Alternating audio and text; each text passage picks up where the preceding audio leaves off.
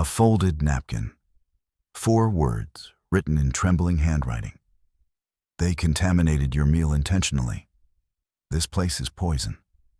Those words stopped James Thornton mid-bite, his fork suspended inches from his mouth, the weight of the message hitting harder than any board meeting ever could. For a man who had built a $3 billion empire from nothing, this was different. This wasn't about markets or mergers. This was about betrayal. And it was about to expose a system so deeply broken that it would demand transformation. James didn't come to Elevate as a billionaire CEO. He came as a ghost, dressed in a simple polo shirt and dark jeans designed to be invisible. An anonymous letter had arrived at his office weeks earlier, claiming his flagship restaurant in Atlanta was harboring something ugly. Systemic racism hidden beneath 5-star ratings and minimalist design. Seating discrimination, service bias, kitchen cruelty. He needed to see it for himself. No lawyers, no PR team, no armor. Just a man walking into his own restaurant to witness what he'd allowed to flourish. From the moment he arrived, the truth announced itself. He was seated in the worst corner near the kitchen entrance. The water glasses stayed empty. The bread came cold. White customers around him basked in attention. James existed in a vacuum of indifference. But he watched. He documented. He saw. And then came the napkin, delivered by a young black server named Destiny Williams. A woman with eyes full of quiet fear and a willingness to risk everything. She didn't ask for sympathy. She didn't stage a protest. She simply told the truth, folded it in half, and placed it beneath his plate. That single act of courage cracked open the facade of a polished, poisonous system built on exclusion and hidden racism. This isn't just a story about a contaminated meal. It's about what happens when someone ordinary becomes extraordinary by choosing integrity over safety. It's about the hidden architecture of racism that thrives in places of privilege and luxury. It's about a billionaire who finally saw his own blindness and used his power to amplify the powerless. It's about how one napkin, written in the dark, became the match that burned down a broken system and rebuilt it from the foundation up. This is a story about courage, about reckoning, about the cost of speaking truth and the power of someone finally listening. And if you've ever wondered how real change actually starts, not with protests or policy papers, but with one person deciding that some things matter more than survival, this is it. Before we dive deeper, take a second to like this video and subscribe for more stories that matter. Stories about real people doing extraordinary things. Stories that challenge the systems we've accepted and show us what's possible when courage meets power. Because the next 10 minutes will change the way you see your own silence. James Thornton was 48 years old and worth $3.2 billion. But the only thing anyone ever remembered about him was that he refused to look the part. No gold watches, no custom suits with silk linings, no black Range Rover waiting outside his office tower. Instead, he drove a Tesla Model S, practical, electric, and efficient, and wore the same style of navy polo shirt he'd worn since his 20s. His mother had taught him something early that wealth had never erased: the way people looked at a black man's clothes before they ever listened to his words. He'd built Thornton Tech Solutions from nothing, not metaphorically. Actually nothing. A Georgia Tech dorm room. A laptop that cost $700, saved up from 3 years of work study. His mother working double shifts at Emory Healthcare, coming home with her feet swollen and her hands raw, so he could have something to work toward. The first computer he'd ever owned came from a school donation bin. Discarded, outdated. But to him, it was a key to everywhere. He'd taught himself to code using free online resources. built his first software application by age 19, and sold it for $50,000 by 22. That seed money became venture capital. That capital became companies. That became billions. But success hadn't softened him. It had hardened his principles: data, discipline, and doing right by people. 3 things that couldn't be compromised. He demanded fairness from his executives the same way he demanded it from himself. His company's diversity numbers were industry-leading because he'd built hiring systems that couldn't discriminate, even accidentally. He spoke at universities about equity. He donated $30 million to HBCUs. He believed, genuinely believed, that business could be a force for justice, which is why the envelope marked "confidential" hit like a punch. It arrived on a Tuesday. Typed letter, no signature, just "a concerned employee." Inside, such specific allegations.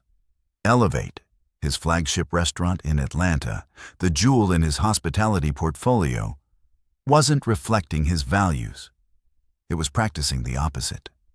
Seating discrimination, service bias toward white customers, kitchen comments about black diners. The letter concluded with words that burned. "I see you on TV talking about diversity and inclusion, but inside Elevate, we practice the opposite. I'm risking my job to tell you this because someone has to." James didn't call lawyers, didn't assemble a crisis management team, didn't delegate to restaurant management for investigation. Instead, he booked a flight to Atlanta for the next evening, checked into a mid-range hotel under an assumed name, pulled on dark jeans, a simple polo shirt, and basic sneakers. The kind of clothes that would make him invisible. Because James Thornton had learned long ago, you can't fix what you won't face, and you won't face what you can't see. Elevate announced itself with understatement. Floor-to-ceiling windows overlooking Midtown Atlanta, minimalist design, all clean lines and subtle lighting that made everyone look slightly more important than they actually were. 5 stars across every platform. James had invested $2 million in this restaurant because he believed excellence should be accessible. What he didn't realize was that excellence at Elevate was only accessible to certain people. The hostess was blonde, white, perfectly postured. Her eyes scanned James's polo shirt and jeans the way a customs agent scans a passport, looking for reasons to deny entry. "Do you have a reservation?" she asked, already knowing the answer, her tone suggesting the question itself was a courtesy he didn't deserve. "No," James said quietly. She exhaled slowly, performing inconvenience like it was part of her job description. "We're fully booked, but I suppose we can seat you near the kitchen. Would that be acceptable?" It wasn't a question. It was a placement. He followed her through the dining room, passing tables of executives in tailored suits, women in designer dresses, all of them white, all of them arranged in the restaurant's best real estate. Window seats, ambient lighting, server attention that bordered on reverent. She led him to a corner table by the kitchen entrance, where the smell of bleach drifted through every time the swinging doors opened. No candle on his table, no water, just a menu placed down like an afterthought. James sat and watched, and the dynamic was immediate and undeniable. Servers laughed with white customers, genuine laughter, leaning in, creating intimacy. Then their faces would shift, reset, become professional masks when they approached the scattered black diners seated in the worst sections. The manager, a middle-aged white man with slicked-back hair, made his rounds like a politician at a fundraiser, shaking hands, laughing too loud, his attention lavished everywhere except where black customers sat. When his gaze passed over James's table, it didn't pause. James wasn't there. Or rather, James was there, but not worth seeing. Through the kitchen pass window, James could see the hierarchy made physical. The head chef was white, commanding, loud.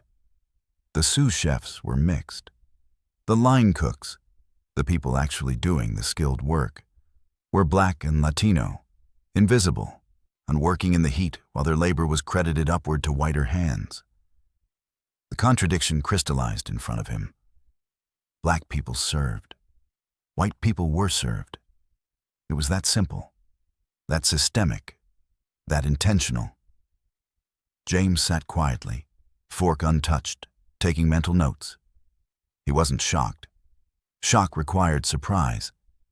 Instead, he felt something colder, clarity. This wasn't a restaurant failing at excellence.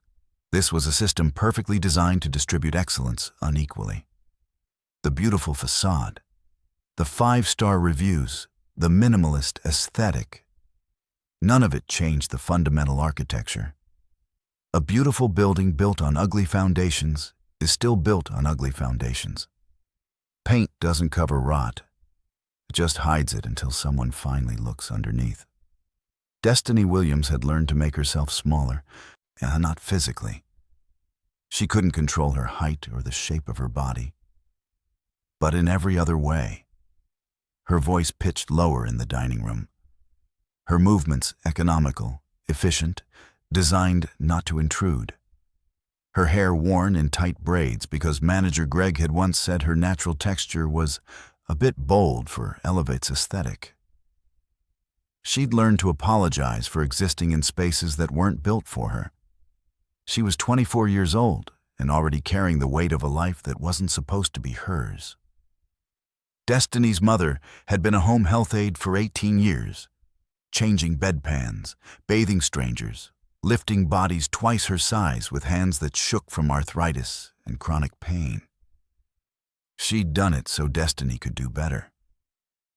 Then came the diagnosis. Lupus. Unpredictable, expensive, requiring medication that cost more per month than the rent on their small apartment. Destiny had been halfway through her civil rights law degree at Howard University when the reality hit. Law school was a 7-year investment she couldn't afford while her mother was falling apart. So she'd made the calculation. Social work instead. Shorter degree, faster income. She'd transferred to Georgia State, took night classes, and found work at Elevate because it paid better than retail and the tips occasionally approached livable. She'd been there for 2 years, working double shifts, sleeping maybe 5 hours a night, sending most of her paycheck to her mother's medical bills.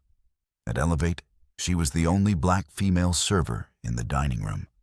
The other black staff, they were in the kitchen, in housekeeping, burkas in the back where they could be managed without being seen. She was scheduled for the worst shifts and the worst sections, the tables that tipped poorly and complained frequently. Once, Greg had pulled her aside about her uniform fit. Another time, he'd commented on her hair. The other servers, all white, all wealthy enough to not need this job, had never invited her to their after-shift gatherings at the wine bar next door.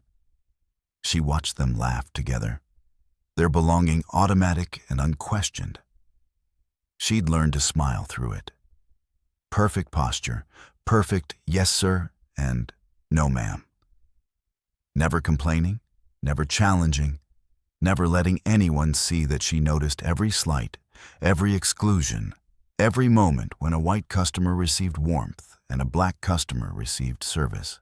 She was a witness to the architecture of exclusion and documenting it all silently in her head. Then he walked in. Table 12, her section, the worst corner. When their eyes met, something shifted. He didn't look through her the way others did. Didn't treat her as a function, a vessel for carrying plates. He looked at her, really looked, like she was a person, like she mattered. For the first time in months, maybe longer, Destiny felt herself becoming solid again, visible, real. That moment of recognition, of being truly seen, awakened something in her that exhaustion had nearly buried. Something that whispered, "Tonight is different. Tonight, something changes." The signature prime wasn't just a steak, it was a statement. 8 ounces of filet mignon, dry-aged 45 days, finished tableside with a rosemary smoked dome lifted by a gloved server. Truffle risotto, and heirloom vegetables arranged like art. A price tag of $750 that said, "You belong to a certain class of person if you can order this." CEOs ordered it. Celebrities ordered it. People who didn't think twice about money ordered it. James looked at Destiny directly. "I'll have the signature prime, medium rare, and the wine pairing." The wine pairing was $350. Destiny's hesitation was visible, just a fraction of a second too long. Her pen paused above the notepad. Her jaw tightened. She could feel Manager Derek's eyes on her from across the dining room. His expression was clear without words. This man can't afford this. If he doesn't pay, it's your problem. She knew the rule. Unwritten, but absolute. If a customer looked questionable, and in Elevit's vocabulary, that word had a very specific color. You got a credit card up front before the kitchen fired the order. No exceptions. It was supposed to be about restaurant policy. Everyone knew it was about something else. But something stopped her. The way James had looked at her when he sat down, the quiet confidence in his voice, the respect in his eyes. No condescension, no assumption that she was beneath him or that he was above her. Just human to human. She made a decision. She walked to the POS terminal and entered the order. Expensive. Flagged. The system demanded manager approval for high-ticket orders from customers without established credit. Destiny stared at the screen for a moment, then used her supervisor override code and swiped her employee ID. She'd just taken personal responsibility for an $1,100 bill on a gut instinct. Derek found her in the kitchen moments later, his voice low and dangerous. "Did he pay up front?" "No, sir." "Then you better hope that man has money, because if he doesn't, that's coming out of your pocket. Understand?" The threat was specific and real. $1,100 was her rent for 2 months. It was her mother's medication for 6 weeks. It was 2 semesters of tuition she was already struggling to cover. Derek was right. She was gambling with her survival. But as she walked back toward the dining room, something crystallized. Maybe this wasn't about whether James could pay. Maybe something else was happening. Maybe she wasn't just taking an order. Maybe she was making a choice about what kind of person she wanted to be. The kind who trusted based on dignity, or the kind who assumed the worst based on appearance. The kind who stayed small and safe, or the kind who risked something real for something true. She'd already chosen. The moment she overrode that approval flag, the choice was made. Now she was committed to it. The kitchen erupted in laughter the moment Marcus Wellington saw the order ticket. The head chef, 45, known in the industry for his temperament, which was a polite way of saying he was a tyrant, held the ticket up like evidence of a crime. A man in a polo shirt ordering the signature prime. This should be interesting. The sous chef laughed. A dismissive, mocking sound that said everything about what they thought of James before they'd even met him. But the steak was prepared with precision anyway. That was Marcus's way. His cruelty didn't extend to the food itself, only to the context in which it was served. Like seared perfectly, rested, plated with care, beautiful enough to photograph. Then Marcus leaned over the finished plate. Destiny was passing through the kitchen with another order when she saw it. Her breath caught. Her feet froze mid-step. She watched in what felt like slow motion as Marcus deliberately, methodically spat directly onto the center of the steak. He smiled at the sous chef. They laughed together, a shared joke, a shared understanding of what they'd just done and why it was acceptable. That's what he gets for thinking he belongs here. Marcus muttered, his voice carrying the certainty of someone who'd never be questioned. Did you see his shoes? The sous chef added.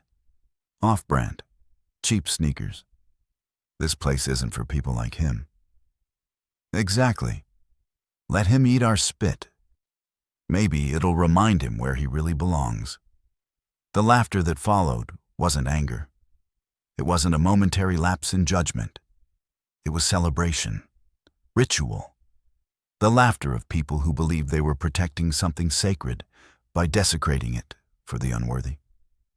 Destiny's first instinct was denial. Maybe I didn't see that. Maybe it was steam. Maybe... But the laughter killed the maybe. This wasn't new. The way they laughed, the ease of it, the casual cruelty. This was normal. This was policy. This was culture. This was deliberate, intentional, and systematic. And it was directed at a man who'd looked at her like she mattered. She had 30 seconds, maybe less. The plate would go out. It would be served.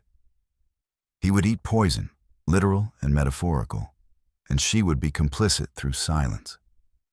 She could walk away, serve the meal, finish her shift, go home, pay her mother's medical bills, keep her tuition, keep her job, or... She reached into her apron pocket, pulled out her service pen, and grabbed a fresh linen napkin. Her hands shook as she wrote, the ink skipping across the fine threads. They contaminated your meal intentionally. This place is poison. Check kitchen cameras immediately. Tell no one you received this. No signature, no name, just truth, folded tight. She placed the contaminated plate under a silver dome and walked across the dining room. Her heart pounded so hard she was certain everyone could hear it. Every step felt like a confession.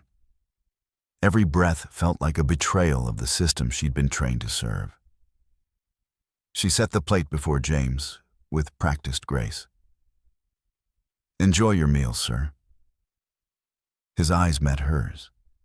He saw something there, an urgency, a plea. As she cleared his bread plate with her right hand, her left slipped the napkin beneath his place setting. A second later, she was gone, back to the kitchen before anyone noticed. In that moment, she wasn't a server. She was a witness who'd finally decided to testify. James stared at the plate for a long moment without touching it. The steak was beautiful, perfectly seared, artfully plated, the kind of presentation that belonged in a magazine. But something in Destiny's eyes when she delivered it had told him not to eat. An urgency, a fear, a plea wrapped in professionalism. He noticed the napkin folded just beneath the plate edge.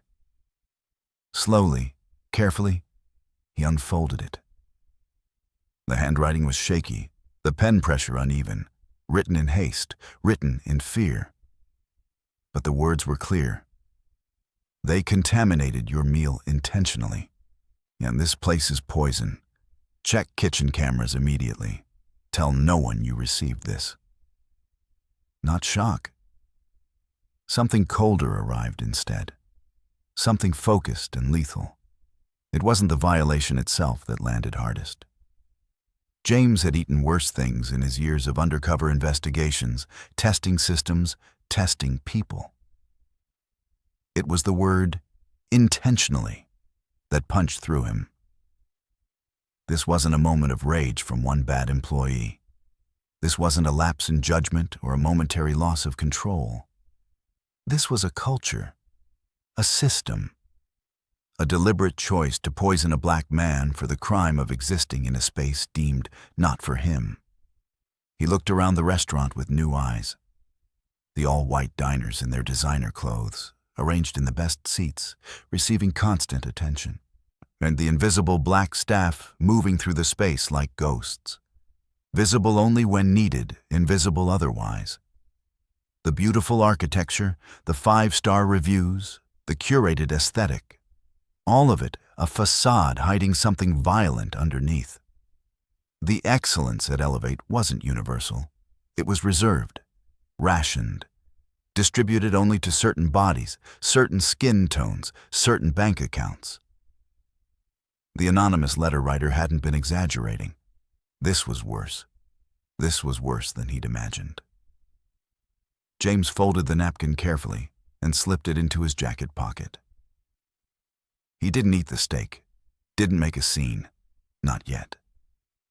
Instead, he pulled out his phone, an encrypted burner he kept for these undercover visits, and typed a message to his chief of security. Elevate. Kitchen contamination of customer meal. Intentional. Let's retrieve all security footage. Kitchen, dining room, staff areas. Full analysis. Urgent. Then another. Do not alert anyone at Elevate. I am the customer in question. He waited 60 seconds for confirmation. Then he stood. Not rushed, not angry. Calm, deliberate. He walked across the dining room toward Manager Derek, who was laughing with a table of white executives. Manager Derek, James said quietly, I'd like to speak with you privately. Derek's smile flickered. Just for a moment, his face registered something, a shift in the air, a recognition that the rules had changed. He didn't know what, not yet. But something in James's voice, in the quiet steel of it, told him that the comfortable evening was over. Derek stood and followed. In that moment, James stopped being a customer. He became a reckoning waiting to happen. Now Derek sat behind his desk, still performing professionalism. The office was decorated like a manager's office everywhere. Framed certificates, photos with celebrities, the architecture of authority. Is there a problem with your meal, sir? He asked, his voice smooth and practiced, the tone of someone who'd handled 1,000 complaints. James didn't sit. He remained standing, letting Derek's comfort dissolve into something else. Uncertainty. I want to see your kitchen security footage, now. I'm not sure we have. You have, James interrupted, his voice dropping lower, colder. The shift was visible. Something in his demeanor had changed. The customer had left the building. The CEO had arrived. Derek fumbled with an explanation. Our cameras are primarily for inventory control, and honestly, the footage may have been overwritten.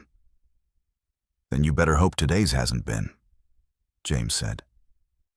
The game was over. Derek knew it. His hands shook slightly as he turned to his computer and pulled up the security system. They watched together in silence. The kitchen footage, the timestamp, the moment Marcus prepared the steak, the precision, the care, and then a jump cut, a glitch, a clean break in the timeline, exactly 3 minutes missing, right when the steak would have been finished. It appears the file corrupted, Derek stammered, the lie transparent even as it left his mouth. James leaned in closer. Who has access to delete footage? Derek's silence was an answer. You're the manager, James said, his voice quiet and deadly. Well, you have access. I don't know what you're implying. I'm implying you're complicit in a crime. James reached into his jacket and pulled out the napkin. Slowly, deliberately, he unfolded it on the desk between them. Derek's eyes tracked the motion.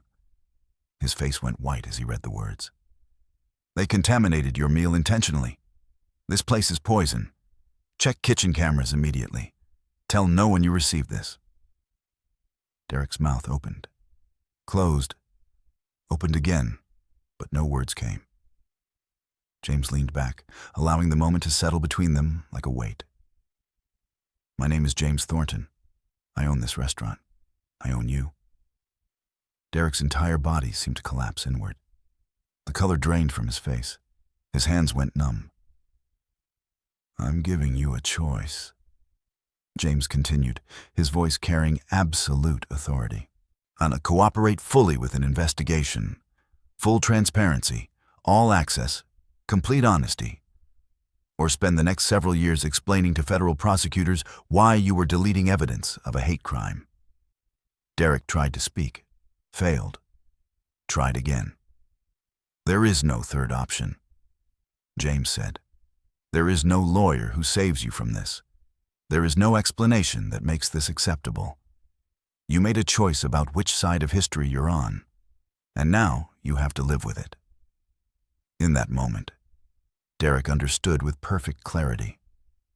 He had crossed a line he couldn't uncross. The comfortable distance between himself and accountability had collapsed. There was nowhere left to hide. The reckoning had begun. The hotel suite was quiet except for the sound of keyboard clicks. James's security team had been working through the night, off their screens glowing in the darkness. By dawn, they had what Derek thought was gone forever. Cloud backups.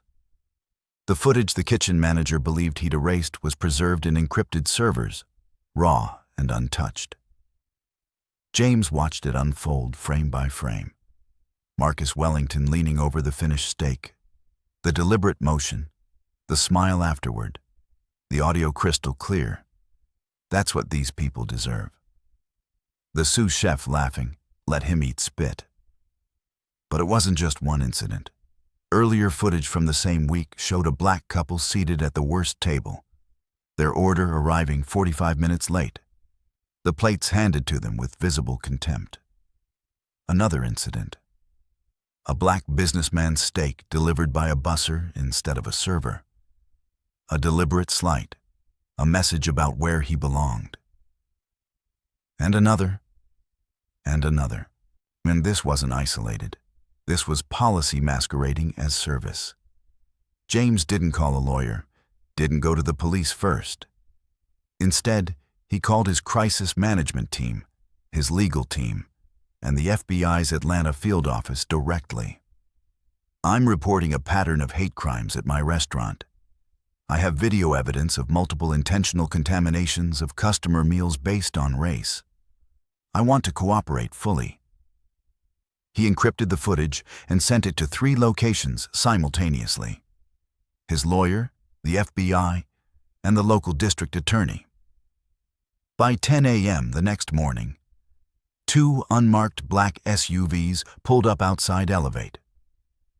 The restaurant was operating normally. Lunch service beginning, wealthy clients filing in, the staff moving through their routines. 4 federal agents in dark suits walked through the front door without announcement, without drama, nor just quiet authority. They went straight to the kitchen. Marcus Wellington was arrested mid-prep, still holding his knife when the agents cuffed him. The sous chef tried to walk toward the back exit. They caught him before he made it 3 steps.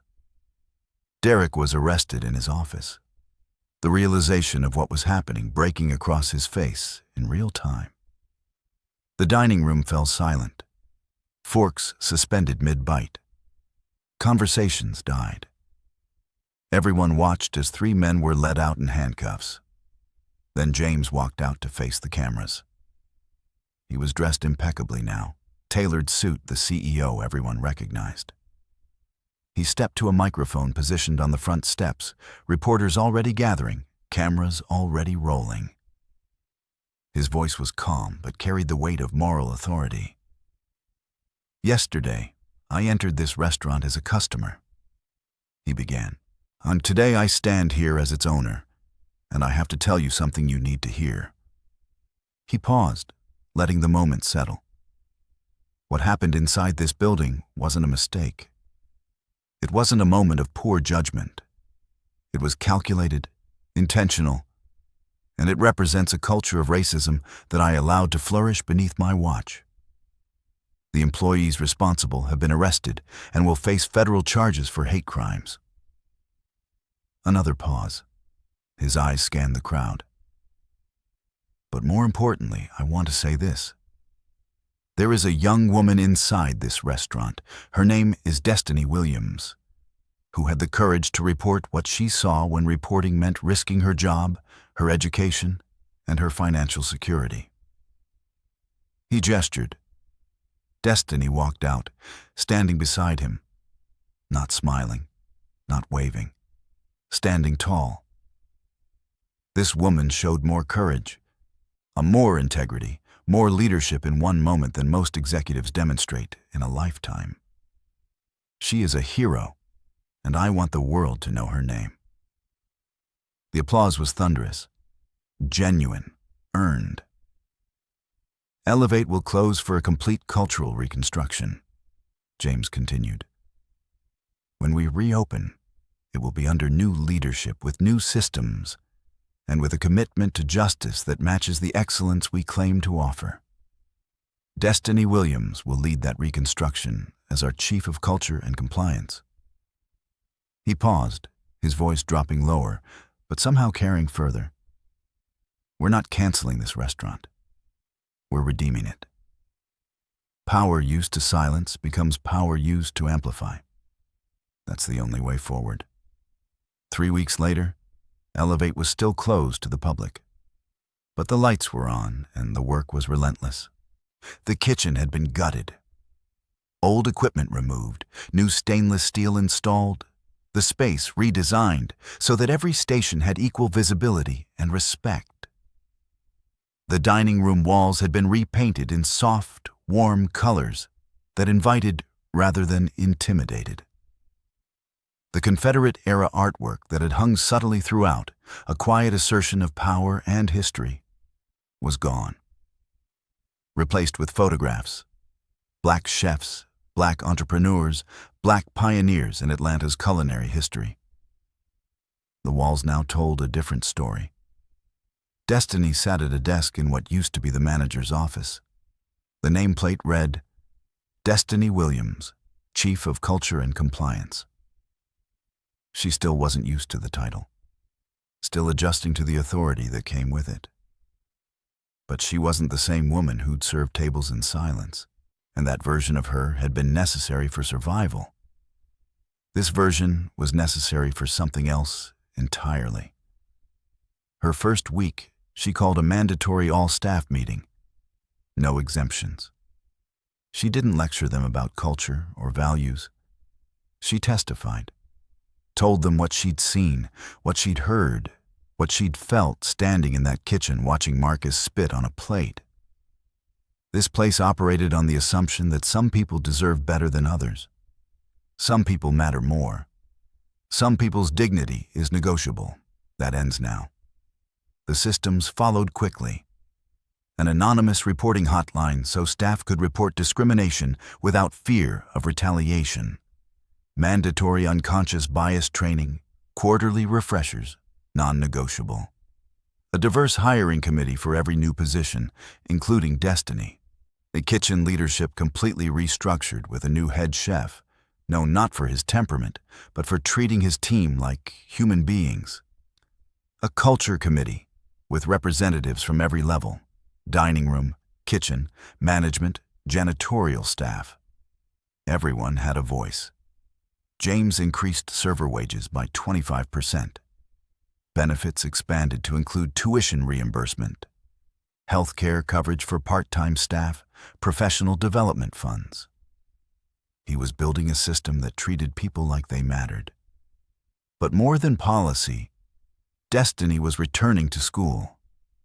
James covered everything: tuition, books, living expenses. She didn't have to work double shifts anymore. She maintained a part-time consulting role at Elevate, helping shape the culture she'd risked everything to expose. Georgia State welcomed her back.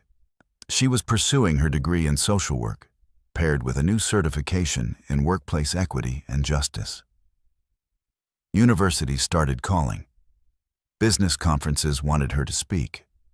She was thoughtful, articulate, grounded in her own experience. Courage isn't the absence of fear. she'd tell audiences. It's choosing what matters more than your own comfort. 6 weeks after closure, Elevate reopened. The menu was reimagined, dishes inspired by Black culinary traditions alongside contemporary cuisine. The service was attentive, but never servile.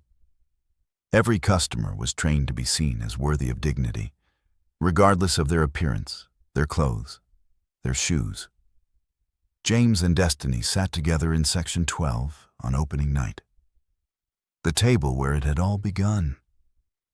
"Thank you," James said simply, "for seeing what I couldn't see, for doing what I couldn't do." Destiny nodded. "Thank you for listening, for believing, for having the power to actually change something." Because that was the truth. It wasn't the arrests that changed Elevate. It wasn't the lawsuits or the headlines or the federal charges. It was one young woman who decided some things matter more than safety. It was one billionaire who understood that power means nothing if you don't use it to amplify the powerless. It was a napkin, folded in half, written in the dark, delivered in silence. That's all it took. This story isn't over. It's just beginning. Because what happened at Elevate isn't unique. It's happening right now in restaurants, hotels, offices, and workplaces across this country. Someone is witnessing injustice. Someone is deciding whether to speak up. Someone is choosing between safety and integrity. If you've ever been Destiny, if you've ever witnessed something wrong and stayed silent, I want you to know, your voice matters.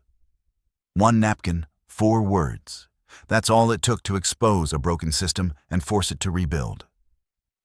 So here's what I need you to do. 1. Like this video. Show that stories about courage and accountability matter to you. Subscribe, comment below. Tell me, what injustice have you witnessed and stayed quiet about? What's holding you back from speaking up? Let's create a conversation, because courage is contagious. One voice inspires another. 4. Share